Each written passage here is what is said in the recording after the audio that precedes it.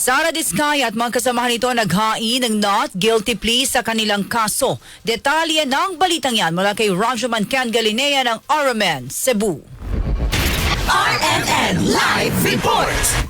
Nananatiling tikom ang bibig at hindi nagbigay na anumang pahayag ang kontratista na si Sara Diskaya matapos itong maghain ng not guilty plea sa arraignment sa kaninang umaga ng kaniyang kaso. 10 ng mga kasamahan nito. Ginawa ang arraignment sa sala ni Judge Nelson Leco ng RTC Branch 27 sa lungsod ng Lapu-Lapu sa Cebu. Ang kontraktor na si Sara at presidente ng St. Timothy Construction na si Maria Roma Angeline Rimando at ang 8 mga opisyal ng DPWH Davao Region ay nahaharap sa kasong katiwalian at malversation of public funds kaugnay ng sinasabing isang ghost flood control project na may halagang mahigit 96 million pesos sa Davao Occidental. Hindi rin pinagbigyan ng korte ang petisyon ng mga akusado na ibasura ang kaso laban sa kanila at ang hiling na ibalik sila sa custody ng National Bureau of Investigation o NBI. Itinakda ng korte ang pre-trial sa Pebrero at 3. Si Diskaya at ang mga kasama nito ay nakakulong ngayon sa Lapu-Lapu City Jail. Kasama mo sa DYHP, Arimen Cebu, Radio Man Ken Galinea, Tatak Arimen.